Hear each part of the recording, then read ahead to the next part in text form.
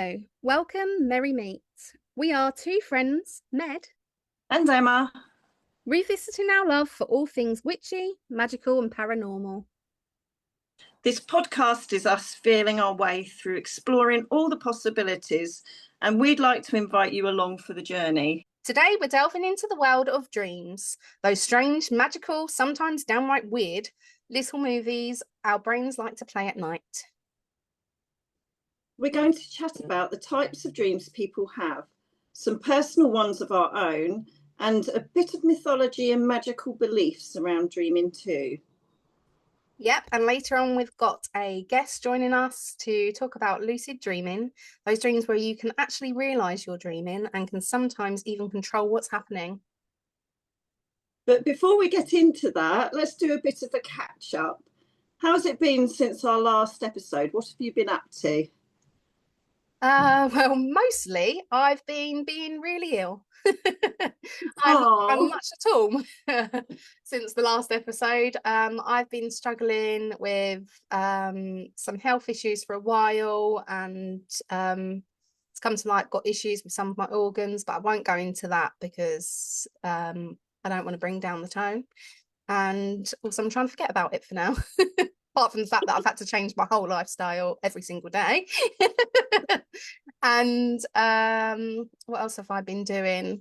I've been really focusing. I think having this come up for me health-wise has made me kind of take time to step back, reevaluate, and focus on healing my body, my mind, and focus on, I'm trying to live, I've always tried to, but I'm trying to really put in an effort now to live more intentionally and slowly. So it's a real healing journey holistically at the moment. I'm learning to take time away from my devices, from social media, from being available all the time. I've always been a people pleaser. I like to help everyone, but I've kind of neglected myself. So that is what I'm working on at the moment. That's where I'm at in my journey. What about you? Oh, yeah, I'm sorry you've been unwell, but I'm glad to hear you're sort of getting on top of things and working your way through it. And I'm sure it'll all be okay in the end. Absolutely. I 100% believe that. Positive. I think it's happened for a reason. I think I've always wanted to make certain changes, but because I prioritize others over myself, for example, I have autistic family members and I do cooking every night and cook like 4 different meals. So it's easier for me to like eat what they eat. But now I really look after my insides as well as my outsides. So now I'm eating what I need to eat and cooking for myself. I wouldn't usually want to cook a whole healthy meal just for me because I don't I don't know, I just don't prioritize myself. But if my son needed to eat that way, or if I'd love it if he did eat that way, then I would cook it. So yeah, I think our bodies are very good at, if we've not been listening to them and our own needs, our bodies will literally say, right, sorry, you need to change things. And exactly. so this is your turning it into a positive. Like the universe is telling me, take care of yourself, prioritize yourself, and so now I am. Yeah, absolutely. So how have you been since the last episode, Emma? Yeah, so thankfully my health's been okay at the moment. I'm plodding along, getting on with life. I am trying to sort of not worry about things as much as I usually do. I'm putting lots of things in place to support that, and I'm getting outside, which is, it's been easier since the weather's been nice. So I've been able to get in the garden, I'm walking the dog, I'm enjoying everything out there. So yeah, it's been lovely. And I've been exploring a little bit of my witchy side as well. So, this is our journey, and I've finally got myself some candles so that I can do some candle spell work. And I've been researching the different types of witches that are out there, and I'm feeling really drawn towards being a hedge witch. That's how I feel. I kind of suit, and that's what I'm leaning towards. It doesn't mean that's what I am going to be, but I'm really enjoying researching it at the moment. I did a TikTok recently. If you've not been on our TikTok page, go and have a look. Bit embarrassing. I'm there with no makeup on, really awkward. Looking very But beautiful. oh, thank you. The makeup helped at the end. But yeah, I was asking the question, you know, what sort of witches are out there? You know, do you lean towards a certain way? And you know, do people have any advice on any books that we can look at to do research from? So yeah, that's what I've been keeping myself busy with. It's all good. Oh, that's really great. Firstly, I completely relate to you on the getting out and exploring nature. The weather's been absolutely lovely, so we've been lucky in that way. And as soon as I was well enough, I started prioritizing going outside more and grounding. And I've been taking my shoes off wherever I go. Usually I'm a bit embarrassed and I only do it when I'm on my own, but I'm like, I'm going to take every opportunity I can to ground wherever I go. I actually did it at like a Yeah. bike meet the other day, and it was before the other mums showed up, so I was just there with Josh, and then they came walking towards me and I still didn't have my shoes on, and I thought, oh god, they're gonna think I'm weird. And then one of them actually said to me, oh, that's what I need to do, a bit of grounding, as they walked up to me, and I was like, oh, thank god. I'm accepted, I'm not a weirdo. So yeah, You it's so are a good to hear weirdo, a breathing lovely the fresh weirdo. air. Well, yeah, I am a weirdo, yeah, but you know. So yeah, I That completely, sorry, go on.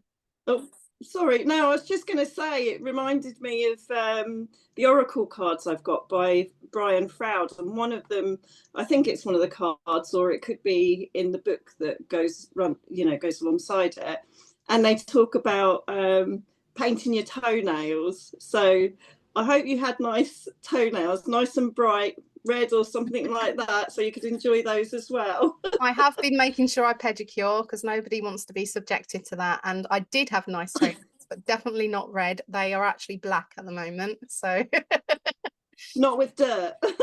not like fungally black, just nice glossy black nail varnish. I've gone a bit dark. It's shown my witchy side in my feet.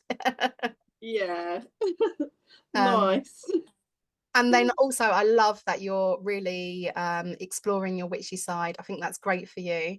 I love that you're interested in the hedge witch thing, which isn't something that I personally have looked much into.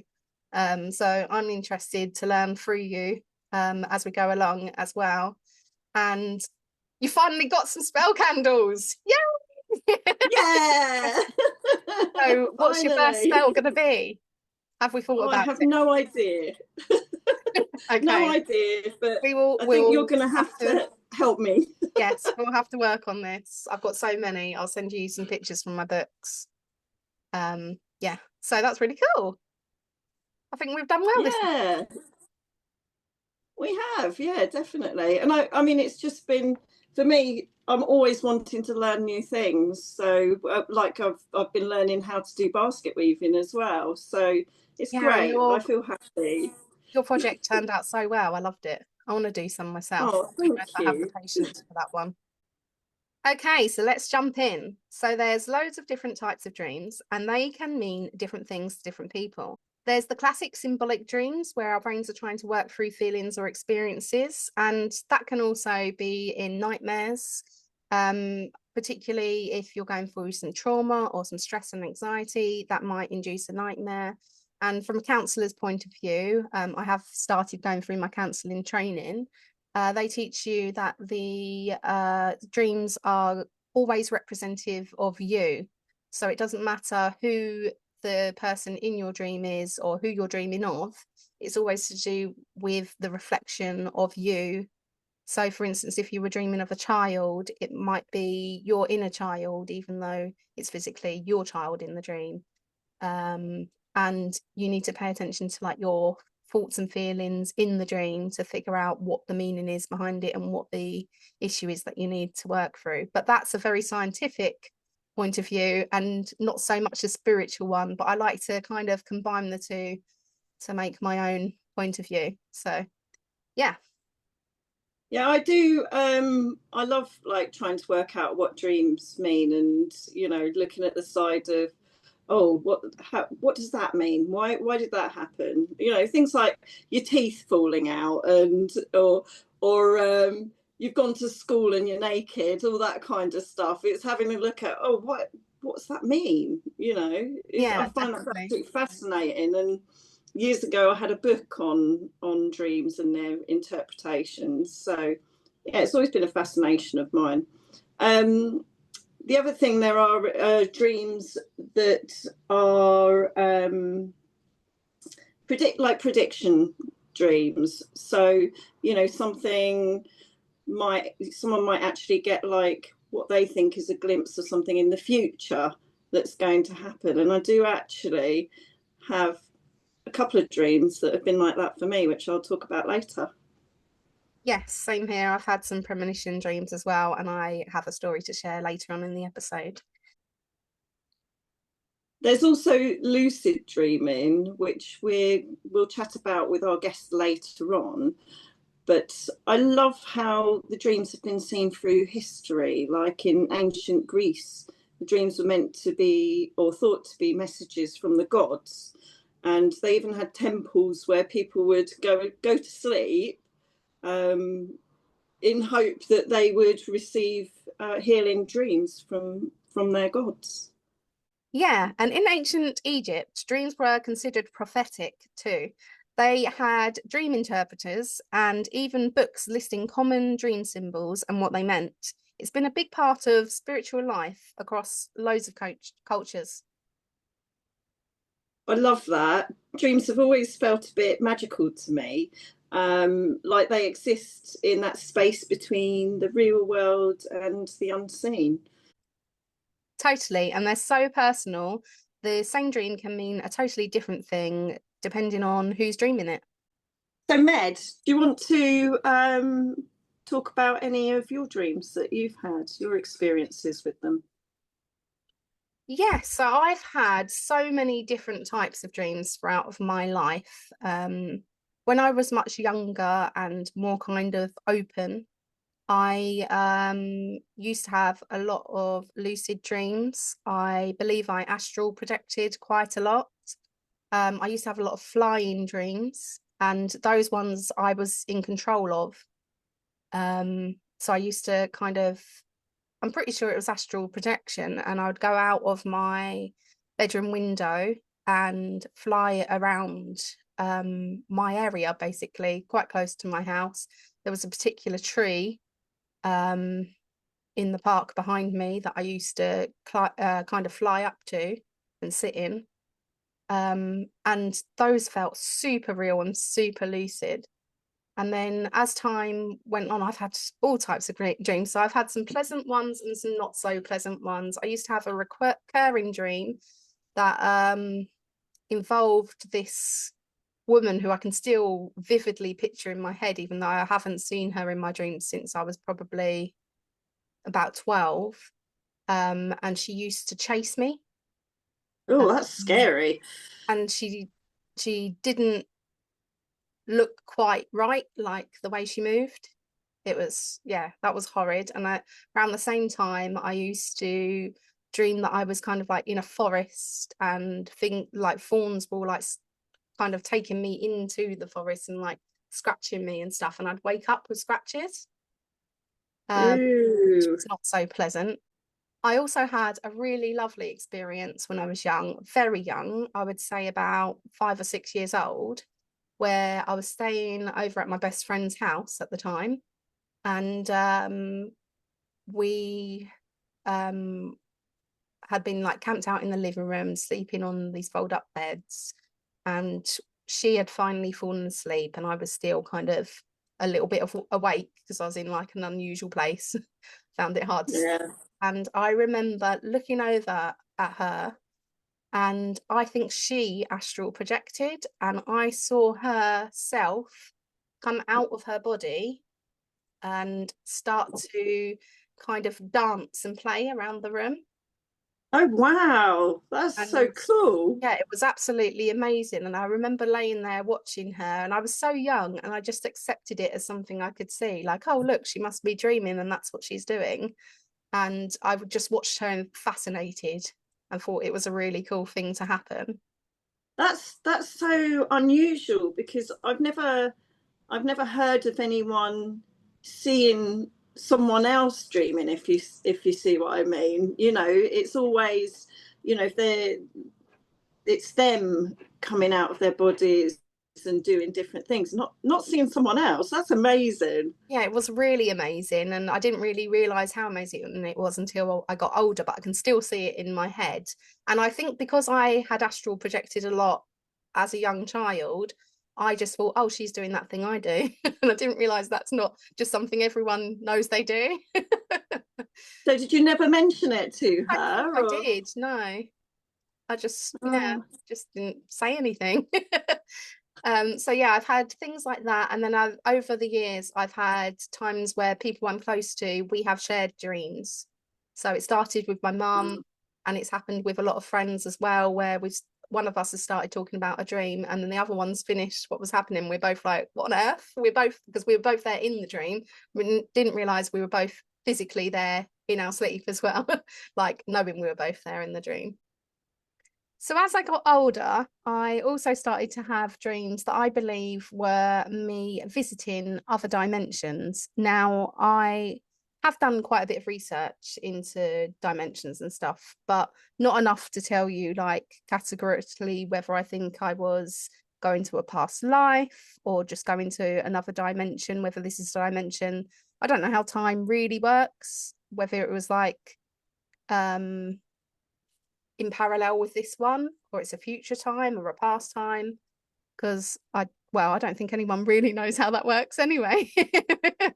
But I think possibly, rather than it just being another life of mine, I think there was a particular man that I used to kind of meet with first, and there it was like we had to enter this lift, not like any type of lift that we would associate as a lift in our world, but that's what it appeared to be. And it seems like it kind of lifted me into this other world.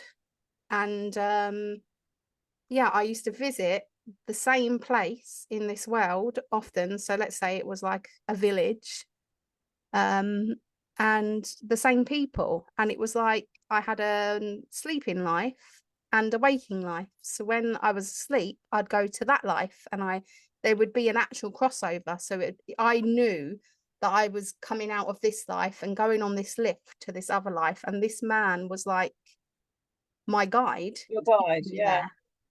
I So wonder if, sorry, I'm interrupting, but that's I fine. wonder if, because I've been doing my research on like hedge witches and hedge riding, to me that sounds very much like what they call hedge riding. So you're entering different levels, and it might be that you're, particularly when you go to sleep, that you're in that state where you're able to actually access those different portals, as it were. And that does sound like, because the things that I hear people saying when they hedge ride, which is normally done through them doing meditation, but it's they have someone there that meets them and will often take them around. Not all the time and not on all the different levels that they go to, but and it can be different people on different levels, or one person sometimes will appear in one of those dimensions or whatever at a different time. It sounds so much like that. So that's that 100% sounds like what was happening, and it makes sense because back then, is like I've spoken about in previous episodes, when I was completely open, and I was definitely in terms of spirituality at my highest level, but I just didn't know, and I didn't know how to control it, and I was just open. um but it was like I used to have lots of different types. So from what you're saying, it sounds like I did go to different places and different worlds, but this one was one I remember really vividly, and I went to a lot. and it was always the same man that greeted me, and he brought me through to it was kind of like, oh, you're here again, come on, I've been waiting for you, let's go through. And then I'd go and see all the other people and they'd be like, oh, you're back, nice to see you. So we knew that I was coming from this life and visiting that one, and it was just a known thing. And it was like I just suddenly slot into that life there, and I'd be going around like a visitor, like going back to meet, say, like when I go back to Ireland to see my family, it was a bit like that. So it's like, oh, you're home, come on then, let's show you around what's changed since you were last here. Oh, this person's been waiting to see you, let's pop to their house, kind of thing. It was like that. And yeah, it was Maybe you're a Time Lord. uh, Real life Doctor Who. yeah. I want a TARDIS, that'd be so cool. Yeah. So yeah, it was really cool when I had that, and I used to look forward to going back there, and I could decide to go there as well. So I could, as I'm going to sleep, be like, oh, I really want to go to that place tonight, I wonder, can I go there? And I could go there.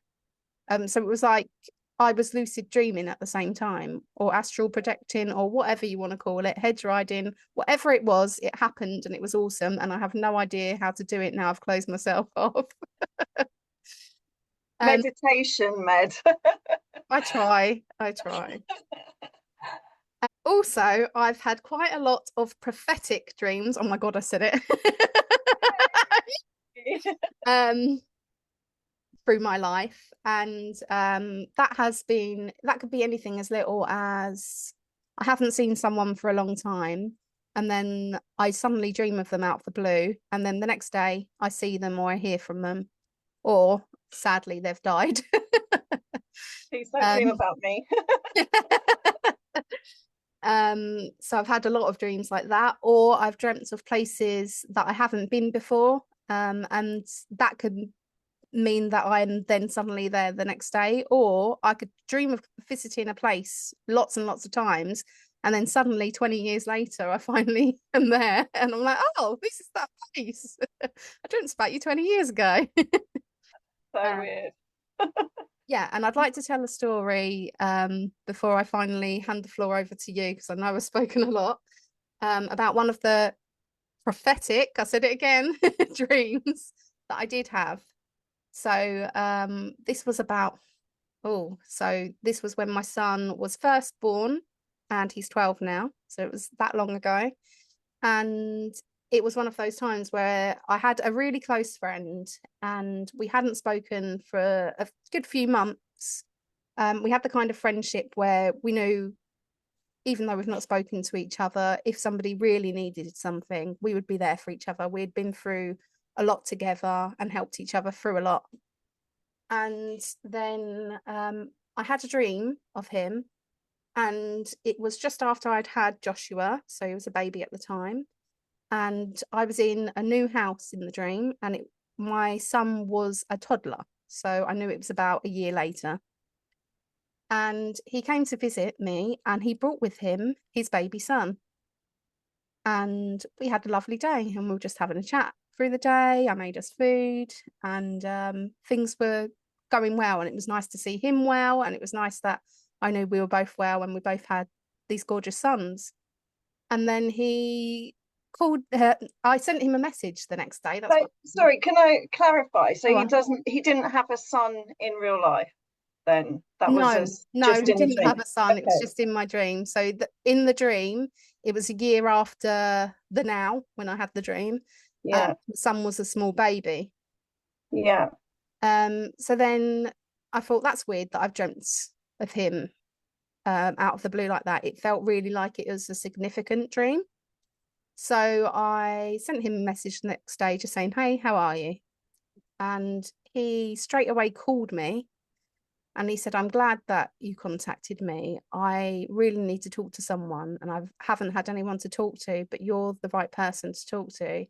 And he had found out that a girl he'd been seeing casually was pregnant. Wow. And he was really worried about it, because it's not the way that he wanted to have a child. And he had doubts about whether he'd be a good dad in that scenario.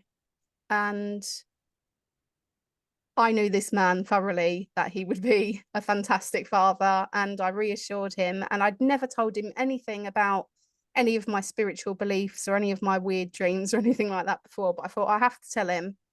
So I said to him, look, the reason I messaged you out of the blue this morning is because I had a dream last night that you come to see me about a year from now and you had a baby son. And I 100% believe this baby is going to be a boy and you're going to be a fantastic father and everything will work out as it's meant to be. And he now has a son who's obviously about a year younger than Joshua. And yeah, like I said, he's a great father and they're both thriving. So yeah, that was a really nice time that I actually got to open up and tell somebody about my experience, because I often, until now I'm announcing it to the world, I used to keep all my mediumship and all my kind of spiritual and witchy stuff to myself, really. So that was one of the times I actually did use it for good.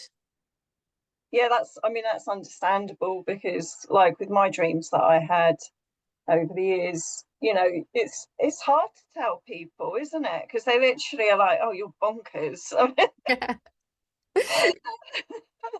So you just don't say anything to anyone, just in case they lock you up and throw away the key or burn you at the stake. Sometimes I'd be thankful for the break, to be honest.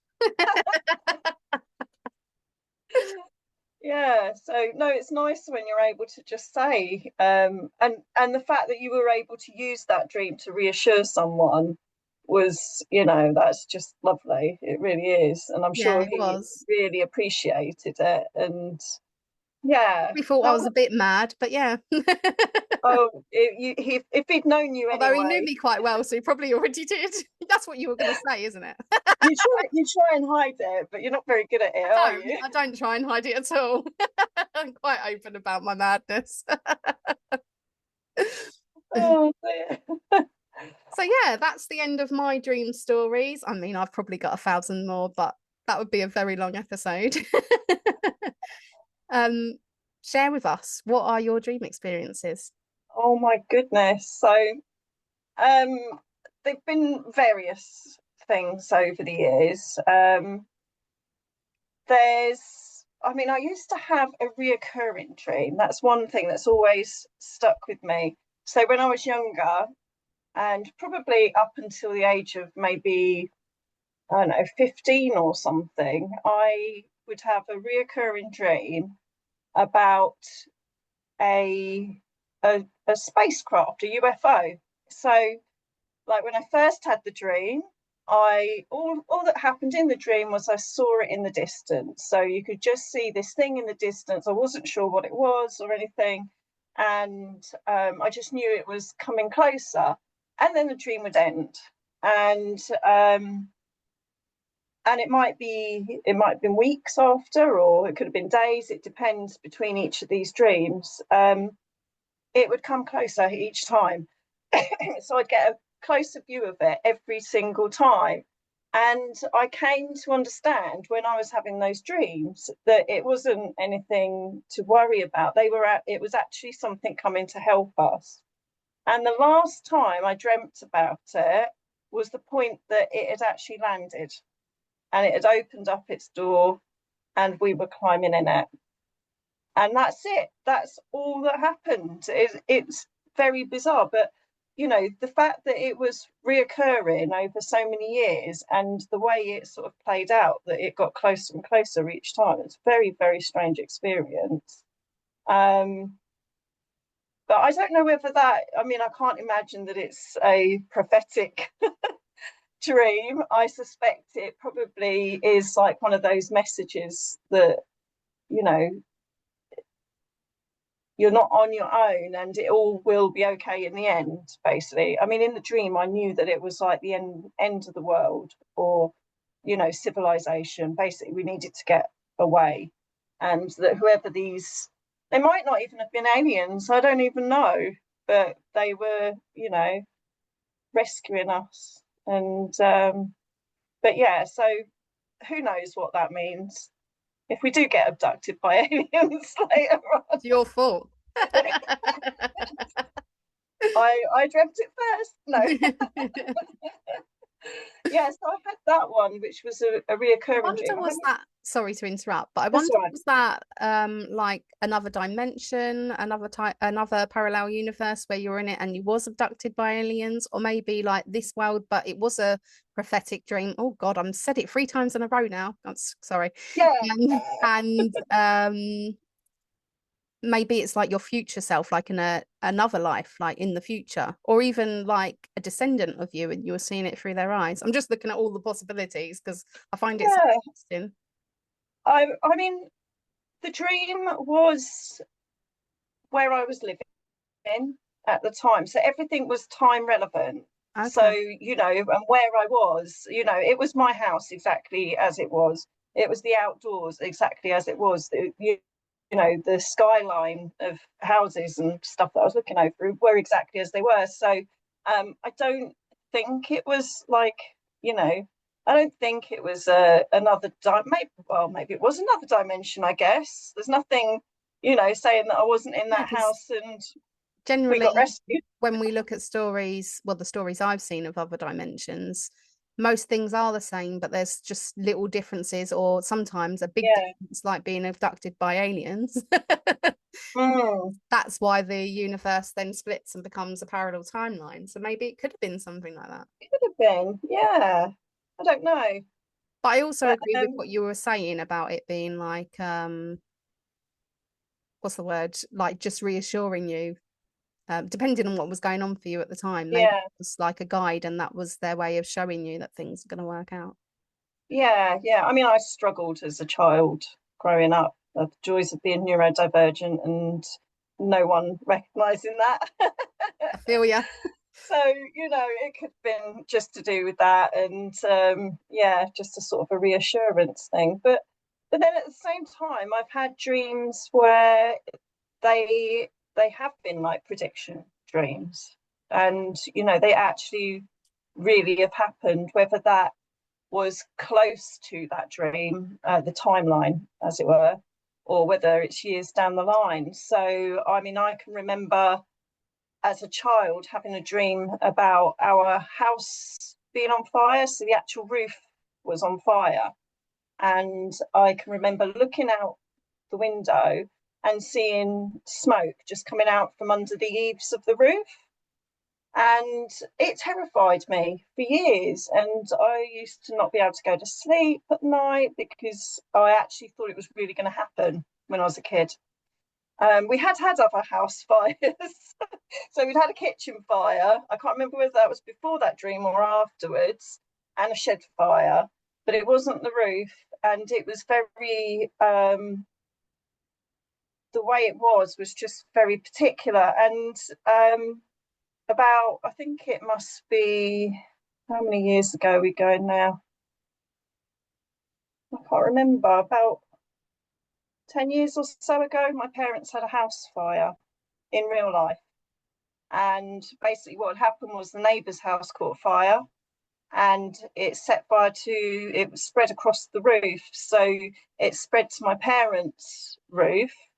And the way they were alerted to it was that they heard some noises and looked out of their bedroom window, like I did in my dream, and saw the smoke coming out from the roof.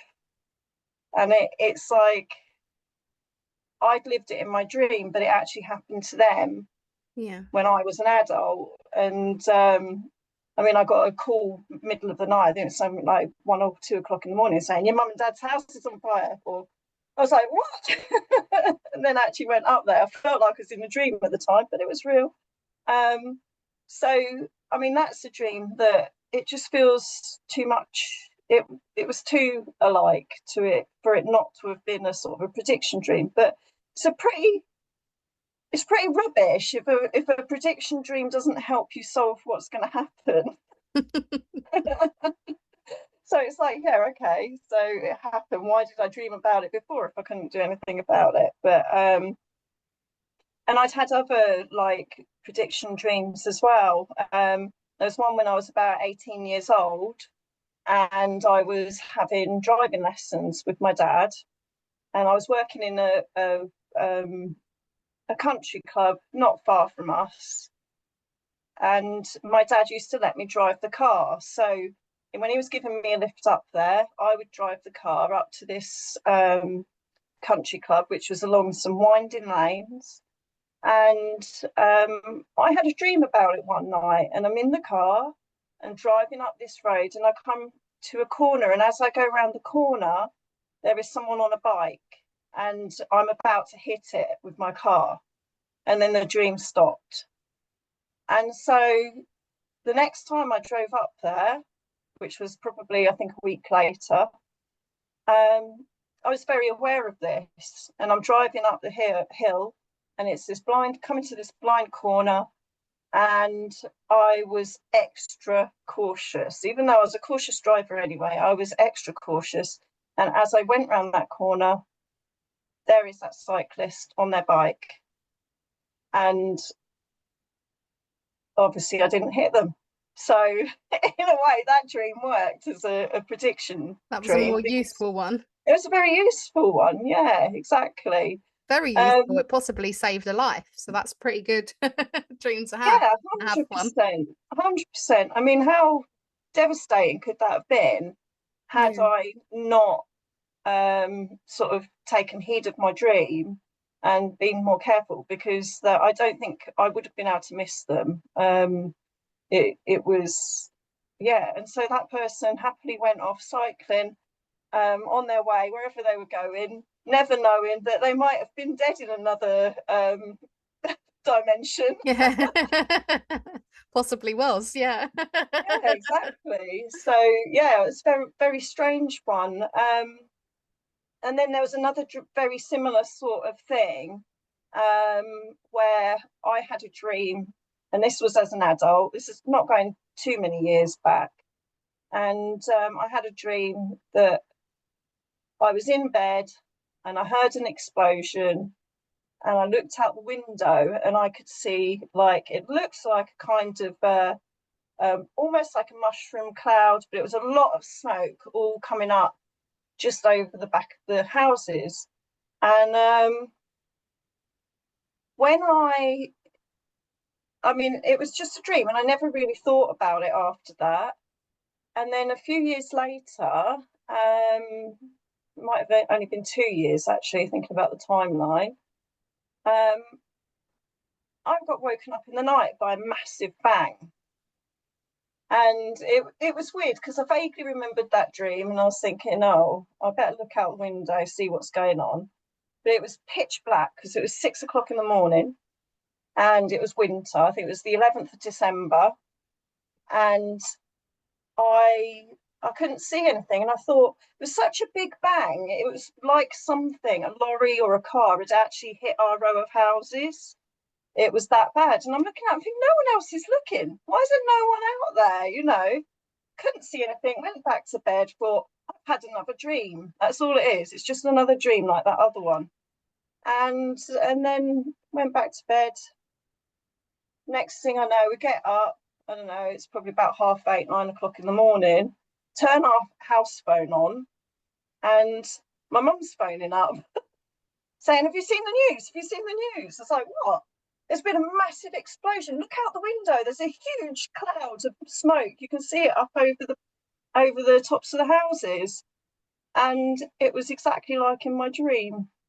And it was actually the local fuel, like aviation fuel depot that had exploded. Thankfully, no one got killed. I mean, it was just happened to be a Sunday morning at 6 o'clock when there weren't anyone, you know, there weren't workers up there. It was a very busy industrial estate. So yeah, I dreamt about that. Again, pointless prediction, because there was nothing I could have done about it. I think that's probably all the ones that I can remember.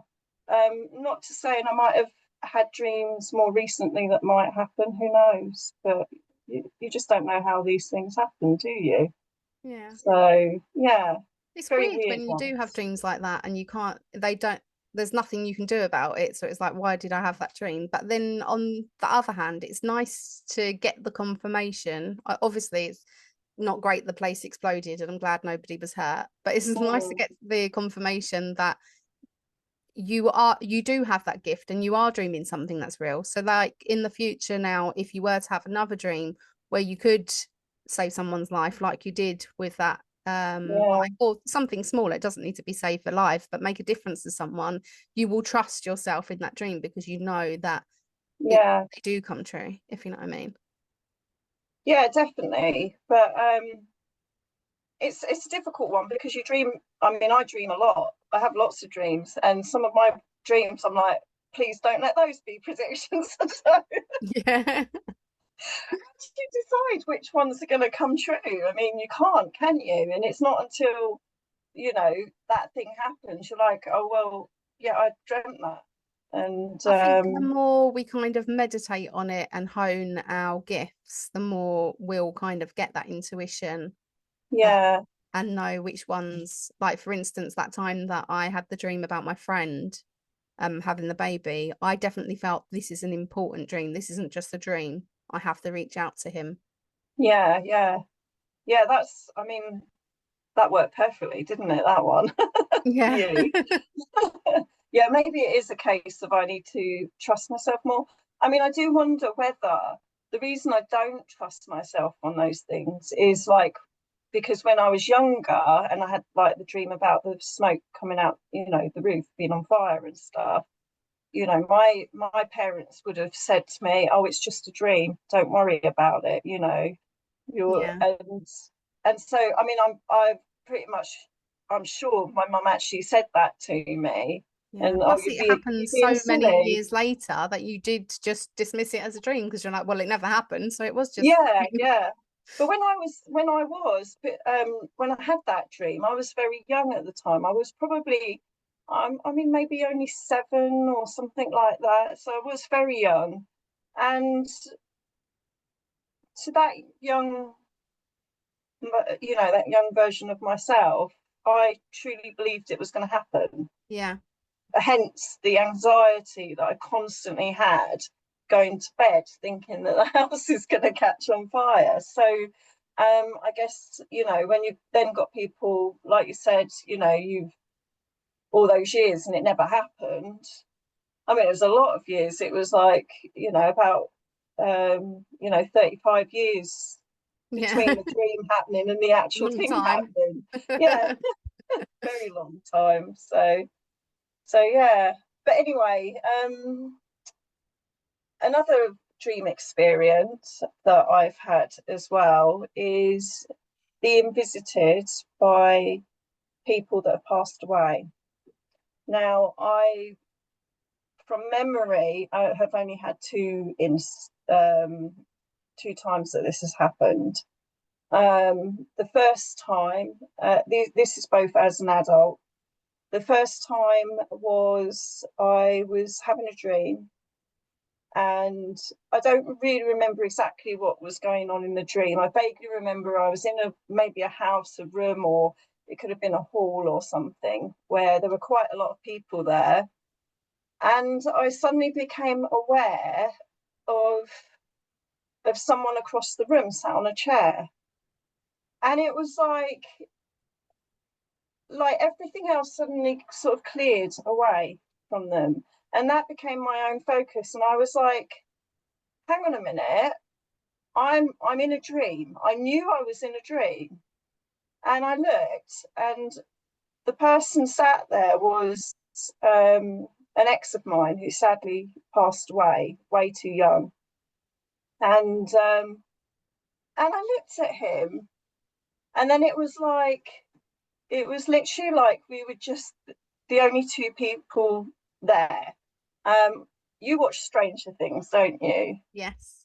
And you know when 11 she has her where she can actually talk to like someone. I Yeah. can't remember what it is I know what you exactly, but mean. Yeah. Where there's it's like literally just just the black two of around them. them and they're there. Yeah. Yeah. So it was like that. And I can remember sort of as it was all clearing, I'm looking at them and I'm thinking,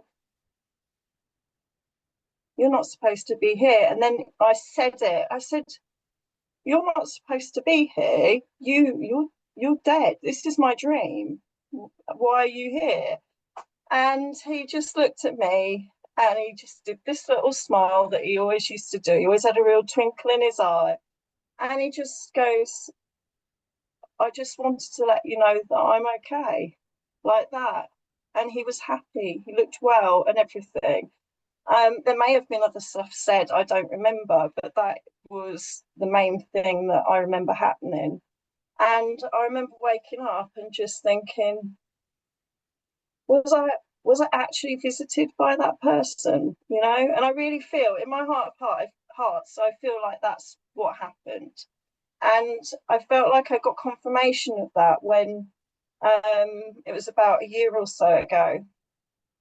And one of our mutual friends, who's an absolute nutter that we met on VR. But he was our nutter. He was our nutter, an I like the absolutely way we're crazy, using such a nice word for him as well. a crazy Australian guy who swore a lot and was very misunderstood. But our sort of group of friends, my I had the family, kindest of hearts. he did, and I had basically the same dream. So again, very similar situation. I knew I was in a dream, and he was there, and it wasn't like an exact replay of the one I'd had previously with the other person, but it was a similar sort of thing. It's like I can remember sighing and being like, "You're not supposed to be here. I know I'm dreaming," and I was like, "You died," like, and I was sort of laughing about it in the dream, and you know, the same sort of thing. And he basically turned around and said, "Yeah, I just want you to know that I'm absolutely fine. There's, you know, I'm doing well," and something along those kind of lines, and that was it. And yeah, so I kind of, I woke up from the dream, and it's just the most comforting thing, because you worry that they suffered, and you know, and we all suffered, didn't we, at the loss. Yes, very much so. I don't want to start you off crying. I'm trying not to. And yeah, and it's very it's comforting, but at the same time I feel bad in the, you know, why me, why did they choose to speak to me and not other people that they were closer to, you know? It's like, I'm sure there were other people that would have really benefited and wanted to actually speak to them, and it happened to me, and it feels, I don't know, or maybe it's just that I'm more open to it, I don't know. Well, firstly, I think you're just as worthy for a visit from them as anyone else. And secondly, I think it is partly that I think it's whoever it's easiest for them to come to see. So if you're somebody like yourself who's had a dream or had a visit similar before, that means you're able to do it. Your capability is there. And so it was easier for them to get through to you. And Yeah, just whoever can cope with it at that time as well, because sometimes people think they can cope with seeing their loved one and they want it so badly, but they can't necessarily cope with it at the time. and I mean, it's like I'd really like to be able to have that experience with other people that have passed away. You know, I would love to be able to say, you know, speak with my nana who died when I was about 6 years old, I think I was.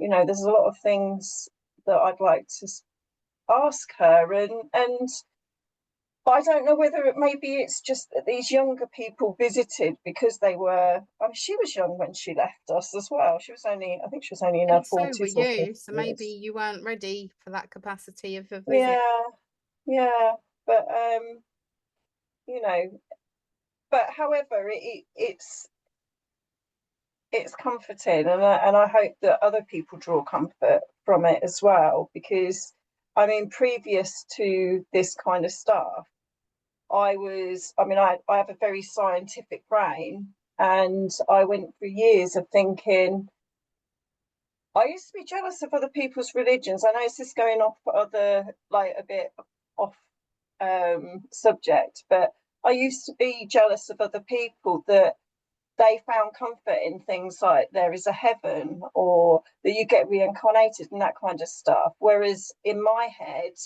I was like, you die and that's it. You turn to dust. You feed the worms and whatever, but that's it. And I had no belief that there was anything else. Whereas when you have those experiences, you realize that there is more to this than us just being like this body, that wanders around on earth. That there is more than this, and I learned that through my dreams, which is, it's lovely, really. I love that. We've got such good stories. I love it. Yeah. Well, they're not stories, they're real lives. They're real. Yeah. They happen to us. What cool lives we have. Yeah. In the dreaming world. Okay, let's lighten the mood a little bit from being in the dream world and talking about people who've passed away. Let's do our game, shall we? I like the way you've suggested the game this time instead of being afraid of it. I really enjoyed it. So Good, I'm I'm ready glad. for this. See, this is what happens. I drag her out of her comfort zone, and then eventually she's like, I love it. Okay, so we're going to continue with our magical this or that game because we loved it last time. Obviously, these are going to be different this or that. So let's jump right in. The first one is working alone or in a circle. Oh, see, I've always been a bit of a loner, and I'm quite private about my, what I do and my craft and stuff. So that's kind of what I'm used to. However, I'm very open to working in a circle. I understand it benefits with extra energy and that kind of thing. So, but mostly I'm a bit of a loner. What about you? I agree. So I've done both. I have been part of magical circles and taken part in that, and I think they definitely have their place when they work. But like you said, it is combining energies, but it needs to be the right energies. So if you're not with the right people and you've not got aligning energies, I don't think there's a benefit in it, which is why I'm currently alone. Oh, But I've always not preferred, but I've always worked more on my own anyway. So I am also a loner, and also I think it's important to do your work alone, because for somebody like me who's been through a lot of trauma, and there's a lot of generational trauma, I have to do a lot of shadow work, and I think that's a personal thing, and I wouldn't want to necessarily do that with a room full of people because I need to focus on my own energy. yeah. But some of the circle work I've done has been absolutely amazing, and we've felt the energy, the shared energy. When it's been the right people and it's worked, it's been like the whole room felt like full of, you could feel the energy. It's like you could almost see it. It felt like the room was Wow. full of light, and the room felt like heavy and full. And there was actually one time where that happened, and then suddenly the heavens opened outside, and there was this sudden downpour of rain from nowhere for about 10 minutes, and we actually all ran out into it as well, and that was really magical. It And came you from stripped nowhere. naked and danced, didn't you? We didn't but we got very wet, so taking off our clothes may have helped if we had, because we had to sit there for the rest of the session soaked through. But yeah, that was a really intense but magical circle, that one. So yeah, I'd love to do more circle work in the future, but once I find my tribe. Yeah, definitely. And I think doing this podcast is helping us find our tribe. Yeah. And we are doing a little bit next, what is it? Well, day we're recording today, so it's this weekend coming, isn't it? Yeah, that's what I was about to say. So on Saturday we'll have we'll have the power of 3. Myself, Yeah. Emma, and one of our friends, we're going to introduce her into doing the spell jars that we did on the last episode. So yeah, we'll be doing that together. That'll be Cool. great. Right, hit me with the next one. Protection spells or abundance spells? Oh my goodness. They both have a place, don't they? I mean, Yeah. abundance. Both of those are things that I've been working on recently. But yeah, the abundance spells, oh, I love those because, well, I just want to encourage more abundance into my life, particularly monetary abundance, because sadly money does make the world go round, doesn't it? So Unfortunately, so yeah, yeah. I have to say, I haven't done an abundance spell in quite a while, and it is something that I need to do. I do a lot of protection work. I am very much always trying to keep my energies balanced. I have a lot of chaotic energy because I have so much going on in my world and so much negative stuff from day to day rubbish being thrown at me that I'm always kind of trying to keep my vibration high. So I do a lot of protection energy kind of work and spells. Abundance I used to do a lot more of, and it's something I need a lot more of. So I probably need to work on that bit. Yeah, I mean, I did do a protection spell the other week, which was before I went on a paranormal investigation with a group of people, and I did it, and I extended it that it would cover those that were going as well. So I worked on that, and that was quite a big thing for me to do.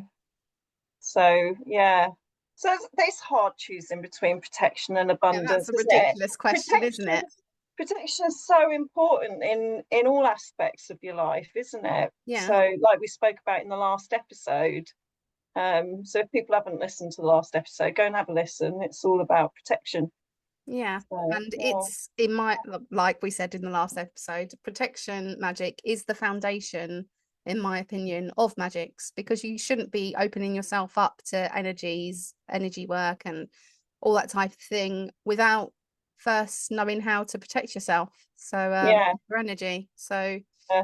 yeah, that was a ridiculous question. Let's move on to the next one. Sun magic or moon magic? Well, see, in the last episode, didn't we do full moon magic or Or new moon? Yeah. new moon, didn't we? So sun magic or moon magic. Um, I actually don't know how to answer this one because it's I wouldn't say I've ever worked with sun magic before, not knowingly anyway. Yeah, so I don't really know how to answer that one. Sorry, but I do love the Well, you answer sunshine. with moon magic for sure.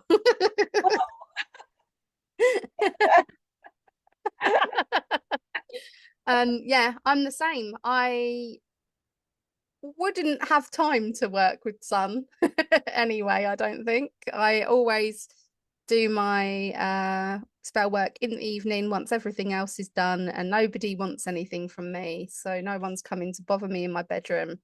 And I'm in my little witchy corner and I can get on with it. So it's always by the power of the moon.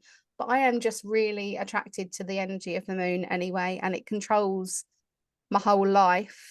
So And I may as well make use of it. I've noticed that by the names of your different personas on not personas, different accounts on social media. Yeah, everything's got Woodland moon in it. Moon Vibe. I've just always felt a connection to the moon, and I Moon, think we Moon have a of Mayhem. connection. Yeah, Yeah, have a connection to the moon. Like it literally, especially as women, it controls our cycles. yeah, it really does. So Yeah, I think we are part of the moon and the moon is part of yeah, us. So to strengthen the energy between us, I think it's really important to use that yeah. energy. So If yeah. we'd asked my sister Nikki that question, I think she would have said sun magic. She's such a sun worshipper. you know, in every way. She draws her energy from the sun. So yeah. It's interesting. I haven't seen many people mention sun magic actually, even in all the circles I've been to and workshops and stuff. It's always focused on the moon. Yeah. Kitchen witchery or green witchcraft? Oh, kitchen witchery or green? Probably green, I would say. I'm terrible in the kitchen. If anything gets made in my kitchen, it's made with swear words. So and a bit of burning. So yeah, I steer clear of kitchen witch stuff. I get out there in nature. I have so many intentions to do kitchen witchery. I've looked at so many different things I'd love to do. And the reality is, I have a neurodiverse household. And when I get in the kitchen, I have to rush and focus on so many different things that like, it all goes out the window. Like it's a very and I've got the same sort of household. It's a very stressful environment, isn't it? Yeah. Because you've gone in there thinking, I haven't got a clue what I'm making for the whole family today, because they all want different things, and their favourites aren't their favourites anymore, and so it's already become a big stress. So you know, it's Yeah. like, And calm your energies down and do something with intention yeah. When is quite difficult. I think when I retire and um I don't have to think about anyone else. I will then be focusing on my kitchen witch stuff. When my daughter was younger and it was just me and her, so I was a single mum way back when. I met my husband when she was 7. I probably, if I'd been more into the witchy stuff then, I would have done a lot of kitchen witch stuff. I was always baking cheesecakes and doing all those fun kind of things. I used to love being in the kitchen. It was before she kind of unmasked and started being fussier about food. And so I could make pretty much anything, and the kitchen wasn't a stressful place. It was a place to be creative and make wonderful things. Oh, seems like a lifetime ago now. What a different life I used to lead. But now I'm definitely becoming more of a green witch, and it's something that I have really intentionally become. And at the moment, I'm really focusing on learning how to garden. I'm now taking care of various plants, which I honestly, I was the opposite of green fingers. I was like black fingers. Everything just died by my touch until about a year ago when I really started to try to learn. And now I have lots of baby plants and all sorts. And I do definitely, I've always used herbs and stuff in my. Yeah. You have to look at plants as though they're all neurodivergent. So they've all got their needs. And if you meet those needs, they thrive, same as we Yes. do. And this is a little bit off subject, but today I was like, what on earth is this that's shot out of my spider plant? In the middle, it's had babies. And I literally, this is what how much of a baby green witch I am. I had to take a picture of it and ask ChatGPT, who is my best friend, by the way. Sorry, Emma. We'll speak about that later. And say, what is this that's shot out of my plant? And it was like, oh, it means it's thriving. And she has had babies, so now I'm waiting for those little baby spider plants to have their little roots, and I'm gonna do my first like replanting of them all, so I'm really excited. Oh, can I adopt a baby, You please? you can. Yay! Don't tell it that I killed my last spider plant, although that might have been. Oh, actually, I don't think I actually have any babies. Sorry, Emma. It was Dan. It wasn't me. So yeah, I'm really excited about that. Sigils or spoken incantations? Sigils. I really I'm not good with words anyway. And I really enjoyed the sigils workshop that we went on. And I felt it was such a kind of, oh, I don't know, a mindful process, really. particularly if you're designing your own sigils. And I really enjoyed that. So, and I feel awkward saying like incantations and stuff. I don't know, but yeah, so sigils for me. Nice. So my answer at the moment is spoken incantations because I use them all the time. I'm a big believer in affirmations, so I like to say affirmations when I remember. I think saying your gratitude list really is important as well. To me, all of that is mini spells anyway. And then also when I'm doing my spell work, I always have to say something with it because saying the words makes my brain focus on it. So then I feel like the intention is really there. Yeah. And I feel like I have to close it off with something as well. So yeah, for me, spoken incantation. But I agree with you. I loved the sigil workshop. And again, that's something that doesn't come 100% naturally to me yet. So it would need a lot more time and energy to put into it to use it often. But I do want to practice it and make it part of things. I have actually, when I did my last front door cleanse, I did sigils on it, and I've actually also made a little what's it called, a door sign that's got my door number on it next to my door, and I've put sigils all. Oh no, I didn't. That was runes. I'm lying. They kind of work in a similar way. Yeah, work in a similar way, but I've put runes all around it. But they come more naturally to me because I know what they look like, I know what they stand for, whereas sigils is more something you would make yourself, so it takes a little bit more time to put into it. Yeah. I mean, both affirmations and sigils are both can be used separately. You know, they're different things anyway, aren't they? So, but if I ever do, when I do affirmations, they tend to be in my head rather than actually out loud. And I don't know I think they're not as powerful if you don't say them out loud, but I feel awkward. It's like, you think someone's going to walk past the rooms, say, oh, listen to her saying mad things.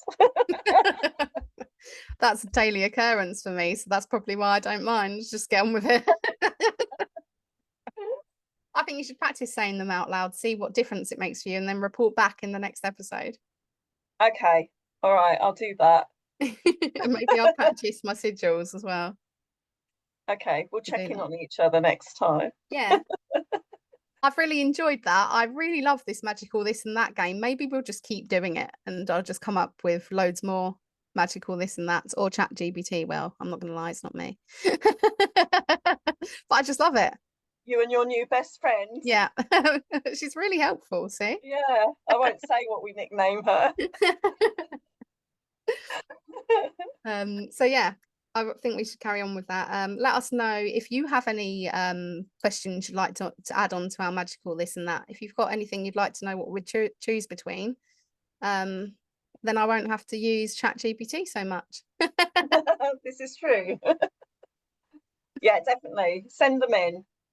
Quite excited to hear what people have got to say. Yeah, and also don't forget you can play along with this game at home. So if you want to join our Facebook community group, or even just pop it on the comments wherever you're listening to the podcast, let us know, like, what were your answers? Which ones would you choose? So we are really excited to have our first guest on the show. So this person they're a bit of an influencer on TikTok. They've got 58k followers, and it's my mum, aka Peachy Nana. Peachy Nana in the house. So welcome. We actually asked on social media if anyone had stories about dreams that they'd had, so whether they'd been able to lucid dream, if they'd had shared dreams, if they'd had premonitions, all that kind of stuff. And Peachy Nana replied and told us that she's got a story about lucid dreaming. Yeah, so, pretty much got all of them, but that's because I'm so old. So I've had the chance to experience it. Yeah. So do you want to just tell us about your lucid dreaming? Because I understand you've been able to do it for quite a while. Oh yeah, long time. So way back in the 80s, I think it was, I was watching Good Morning Britain, and they had a lady on there called Celia Green, and she was talking about lucid dreaming and explaining what it was all about and how you do it and all this sort of thing. And it piqued my interest. So I started recording it on an old VHS recorder. And so I could watch it again. And she was really interesting lady. And I watched it through a couple of times, and she'd said that her books were probably in the library because she'd written a few books. I think she was a psychiatrist or something. But anyway, so I thought, oh, I'll go to the local library and I'll get one out, because I did have a library card then. I went down there, of course they hadn't got it because it's only a small library where we are. So I went back and I watched through again so that I could see if I could get the gist of what to do. And at the end, it gave some contact information for her. And I thought, I'll write to her. This was before emails, so I had to use snail mail. And I wrote In a the olden letter. days. I wrote a letter, and yeah, I know I'm old. A couple of weeks later, I said to her, they hadn't got it in my local library. Did she know where I could get it otherwise? And a few weeks later, a box arrived on my doorstep, quite a big box, and it got about half a dozen books in it, of hers, which she'd sent me, including the one on lucid dreaming. I mean, the others were quite intellectual. I mean, I don't know if I ever read them, but the lucid dreaming one I did. And basically, what it tells you to do lucid dreaming, and lucid dreaming means you know you're dreaming and you can control your dreams. So what you need to do is all day keep looking around and saying, how do I know this is real? And if I'm in this lounge now, and I know it's real because I know my house, I know the layout, and I absolutely know it's real. And to sort of look at your hands and touch them and say, can I feel my hands? Can I feel my face? And you need to do it loads and loads of times a day. And no, the first day it's not going to work. So you've got to do it for a few days. Anyway, I don't know how long it took me. Probably it was more than likely more than a week. But one night I was having a dream and I was walking down our high street of our town, and I thought in my dream, how do I know this is real? And I can remember that. And I looked around and there were some punks riding on horses. And I thought, that does not happen in our town. So, hey, I can't tell you how amazing and elated you feel when you realise that you are actually dreaming. I think it happens to everyone. And it's such a great feeling. And you think, oh my God, I'm dreaming. You've got to be really careful because you can wake yourself up. Because I did it a few times, but I thought, yes, I can do anything. I mean, I could have drawn a sword and stabbed these punks if I wanted to, but I'm not like that. But I just thought to myself, example. That's the gamer coming out in but you. it's a dream. Yeah, exactly. It's a bit like virtual reality, actually, when you're in there. But I never knew about virtual reality then. This was the 80s. I don't even know if I'd got my first computer then. Maybe. Anyway, I thought a friend of mine, a neighbour, had recently moved down to Cornwall, and I was curious about where they'd moved to. So I thought, I'm going to go and see Sharon. And I sort of somehow found myself at her house, and I could see the sea in the background. Now, I didn't know anything about this, but it was her house. I only found out like a couple of years ago that she actually does have the sea. She can see the sea from where she So you've is. never actually been there then? No, she did invite me, actually. I should go. And I should tell her that story because, Yeah. We'll tell her about the episode and she'll hear the story. Yeah, that's true. That's true. I could do. Yeah. Yeah, so it didn't last long. I couldn't control it very well. But the more you do it, and I mean, I was so excited the next day because you can remember it in such detail. Whereas with normal dreams, you forget, don't you? And I can still remember it. That's the thing. Maybe it's the retelling that makes you remember it, but I don't know. But anyway, that was really fun. So I carried on doing that for a few months and had other lucid dreams, and you sort of want it to go on, but sometimes it just disappears. You can have been in it what feels like just a couple of minutes and it'll just disappear and it's gone. I mean, I guess if I'd kept on and on practicing, I could have done it better. I wonder if you, I know you're talking about lucid dreaming, but it does sound like you astral projected. Oh, well, I was thinking the same. I've definitely done that. So one morning I woke up in bed with my husband, woke up and I was looking down on us and I thought, oh, I've died. Died. My body's come out, my soul's come out of my body. And then I sort of looked and I could see I was breathing and I could see Arnold was breathing. And I thought, what if one of the kids has died? And I went through the wall to their bedroom and looked at the kids. And they were all right. And I thought, well, hey, how do I get back in my body? And I just went ping, ping, and I was back. And that was it. Oh, wow. That's amazing. Yeah, really weird.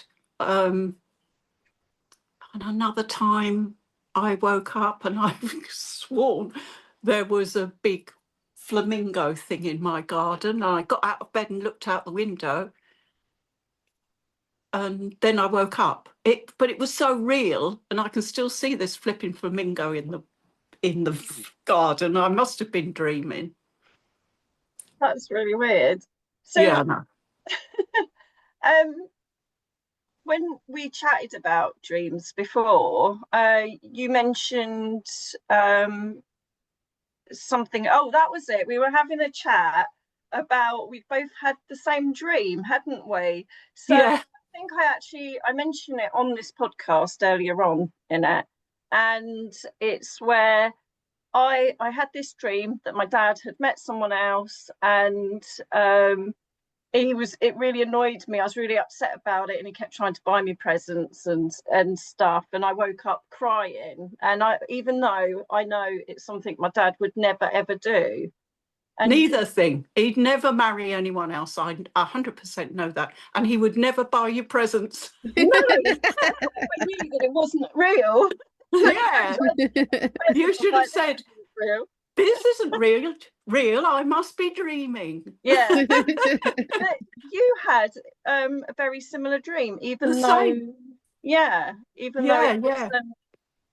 know, he wouldn't ever do anything like that. Yeah. We're trying to work out whether it could have been at the same time. I mean, yeah. Well, it's difficult if you don't say it straight away, then you can't compare notes, can you? But I know all the next day I was really annoyed with him. Yeah.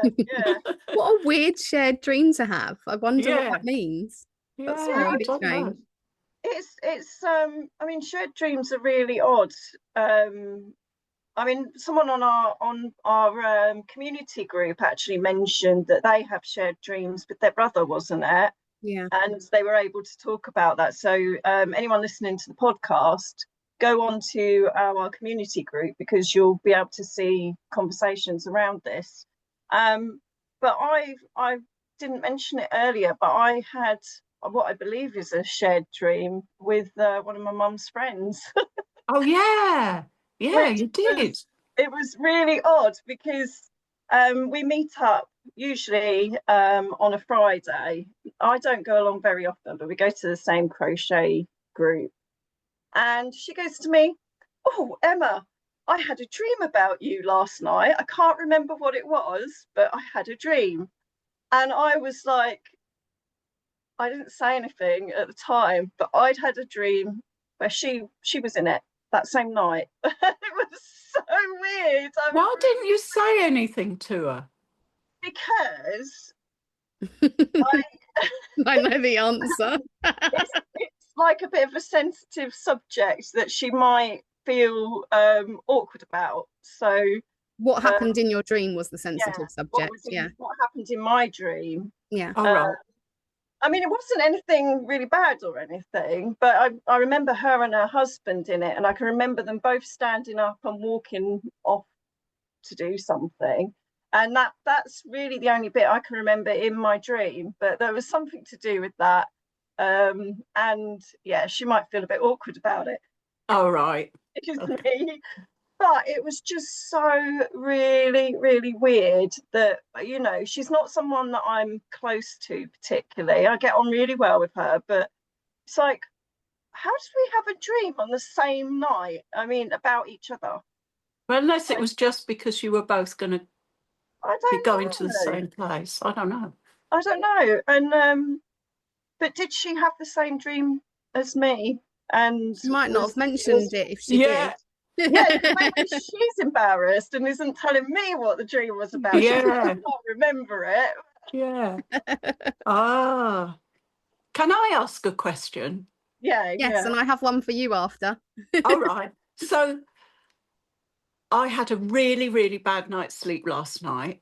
And have you ever had it where you're not sleeping, you can't sleep, but you're trying to go to sleep and your brain makes pictures, I mean proper pictures that you can see at the time when you would normally be dreaming? I believe that's what it is. So, you know, each time there's a few times in the night where you'll have REM time when you're sleeping, and your brain is going through what you've done in the day.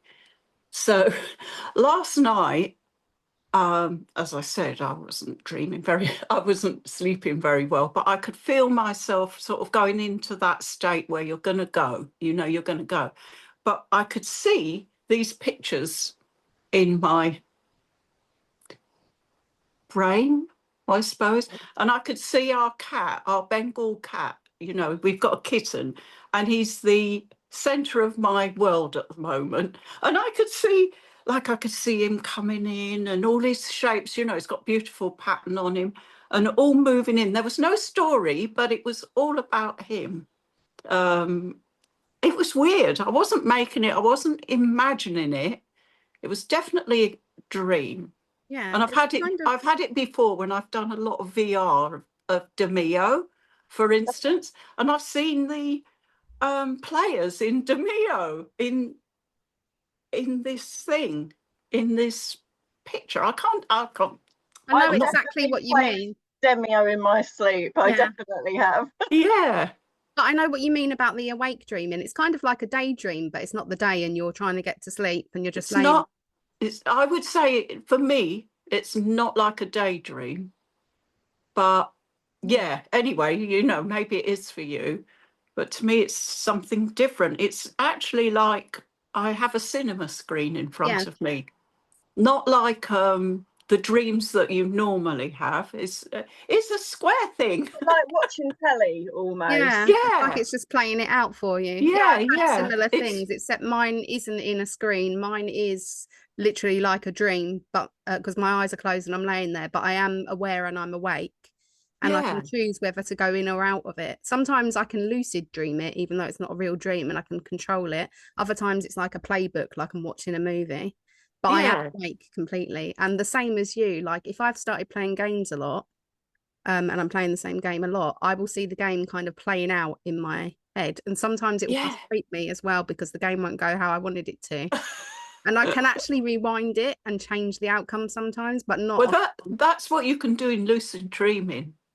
So Yeah. you maybe are lucid dreaming, even though you don't realise it. Oh, definitely. So I've had lots of lucid dreams. Yeah.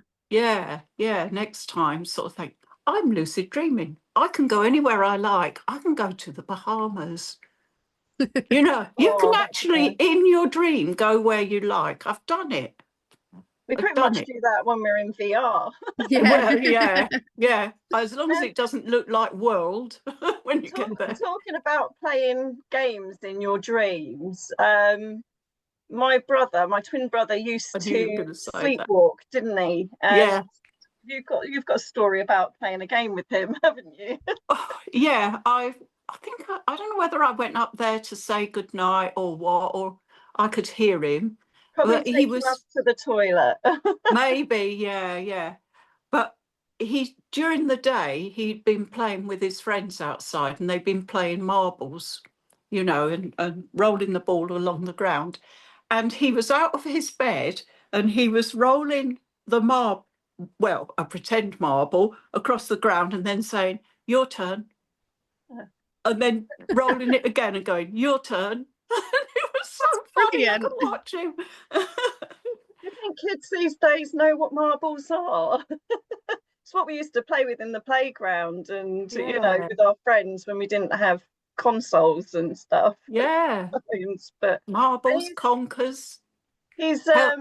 he used to sleep. I can remember you getting him up to go to the loo and him thinking he was a spaceman. He was Oh, walking yeah. funny, and you said to him, "What are you doing?" And he's like, "I'm a spaceman." Yeah, it was walking like all like you see the spaceman doing. But I couldn't fathom what it was he was actually doing until he told me. But he was asleep. He That's brilliant. definitely was asleep. It was so funny. The first story about him sounds a bit like something more paranormal, like you'd expect to see, like in a horror movie where the kid's like playing with a ghost or something. Oh, Maybe well, someone else was also taking their turn. well, maybe, yeah. My Freaky. question for you, Peachy, is you said you first had lucid dreaming in the 80s. How much have you done it since? I did it for quite a lot through the 80s, but I got out of the habit. You know, life overtakes you. I had more children to annoy me and keep me awake. And You mean Rachel? so I didn't do it. But sorry. I said, you mean Rachel was the extra one in the 80s? Yeah, the surprise. Yeah, so I haven't really done it since probably early 90s. But I know I could do it again if I wanted to. It's just a case because of, as I said, looking around you and thinking, how do I know this is real? And I just know because my place is a mess. My dream is If it'd I be had a tidy. dream and it was tidy, I'd think, no, this isn't my house.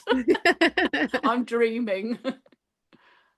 Yeah. I remembered a time like a year ago. Did I make this up where you were talking about you were practicing lucid dreaming? I did think about it for a while, but I didn't do it. My ADHD brain wouldn't let me do it for long enough. So I need to sort of concentrate on doing it. And also, I'm more of an insomniac now than I was, which makes it harder because you need to have time to actually dream. I mean, I was awake. I was asleep 4 hours last night, so you're lucky I can speak straight, you know. So, yeah, when I'm sleeping better, then I can do it better. Yeah. Maybe it's a challenge for all of us that we have a go at doing lucid dreaming before our next episode. Oh, that's a good See what the idea. outcome Yeah, is. okay, I'm up for that. Yeah, that's a good Yeah. idea. What would you say to anybody who's listening now if they wanted to try lucid dreaming? How would they start? Well, just like I said, start it in the morning, straight away, as soon as you wake up, looking around and saying, how do I know I'm not asleep? How do I know I'm not dreaming? How do I know this is real? And then sort of touch themselves because you can feel it. And keep doing that. You've got to do that, like, I don't know, at least every hour, probably more than that. I was probably doing it more than that because I can hyper fixate on things, you know, and do it. And also just before you go to sleep, and think, as you go to sleep, think to yourself, I'm going to lucid dream tonight. I'm going to know what I'm doing. And it may not happen the first time. In fact, it probably won't. But don't be disappointed. You just got to keep doing it until you always know what's real and what isn't. And eventually, one night, you're going to think, oh my God, I'm dreaming. And you'll be able to do it. Yeah, I recommend people look up the mild technique. So that stands for mnemonic induction of lucid dreams. So and I believe they talk about waking yourself up after about 5 hours of sleep, and then in 5 minutes you go back to sleep, but you tell yourself that you will remember and you'll know in your dream that you're dreaming. But I believe they recommend all the things like testing yourself, like, you know, touching your hand in the day, and if you touch it and your finger doesn't go through, it's real life, whereas in your dream your finger might go straight through your hand, or things like that. So yeah, it's definitely something that people can research. I'll be really interested to hear, you know, if any of our community tries it. Yeah, I think there's probably lots of stuff out there. I haven't looked recently. I mean, we had no internet when I first did it. But now there must be loads out there. I bet if you go on YouTube and put in lucid dreaming, you'll be able to find stuff about it and how to do it. And there's obviously probably different ways. I have to say, though, as a fellow insomniac, the idea of waking myself up after 5 hours, if I ever was to get 5 hours of sleep, is like, no, why would I do that? I was going to say exactly. Exactly that. Yeah, I think there was a conversation on a podcast I was listening to, and they were saying that it's actually quite addictive, the lucid dreaming. I think the guy's name was, I think it was Dr. Denham or something like that. Denham. And I know that. yeah, and I think he was, I think he'd had an injury or something, and he was bedbound for ages, and so he ended up like, you know, sort of trying it all himself, and it does become addictive, and it can affect your sleep, and, you know, and if you have a lack of sleep, that can affect you mentally as well, which isn't very good. But yeah, definitely do your research before trying any of it. I've just typed in on YouTube I put how to LU, and up came lucid dream.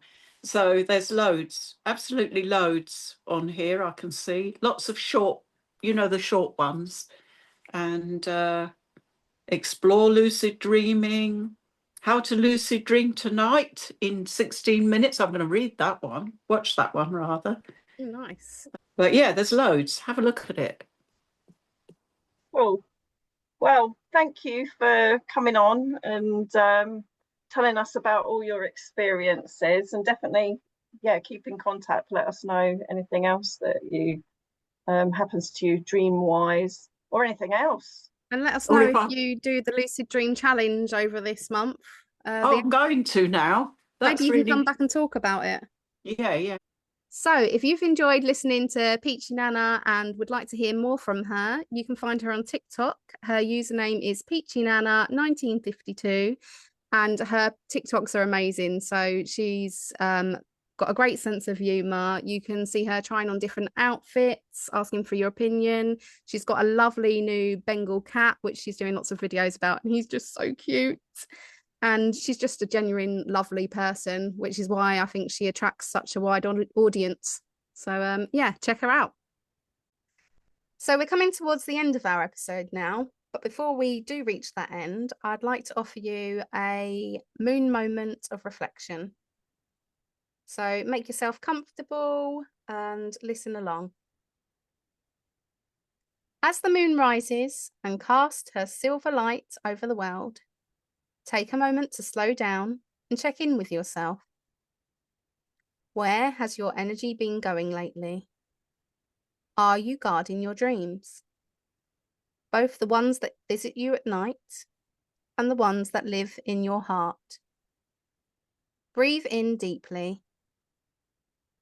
Now, imagine wrapping yourself in a soft, protective light, like moonlight woven into a cloak. Let it settle over your shoulders, shielding you from noise, from worry, from doubt. Know that you are allowed to rest. You are allowed to protect your peace. You are allowed to dream safely. As you move into the night or into the next part of your day, carry this protection with you. Let it be your reminder that your path is your own and you have the power to choose where it leads. Until next time, under the same moon, keep walking, keep dreaming, and stay magical. Thank you for listening to this episode and being part of our journey. To continue the conversation, we invite you to join us on our Facebook group, WitchWayNext Community. You'll be asked the questions, what are the names of the hosts? The answer is Med and Emma. You can also find us on our Facebook page, Instagram, Threads, and TikTok. If you want to get in touch to share a listener story, question, or to work with us, our email address is WitchWayNext@gmail.com. So I've been Med. And I've been Emma. Join us next time where we ask the question, which way next?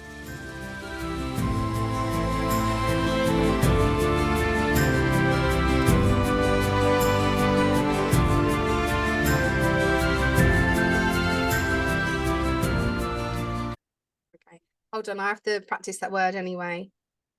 Prophecy, prophetic. Yeah, and in ancient Egypt, dreams were considered prophetic. Said it wrong. Pathetic. Prophetic. And also I've had dreams, I can't say it, oh my God. Prophetic. Okay. Also, I've had quite a lot of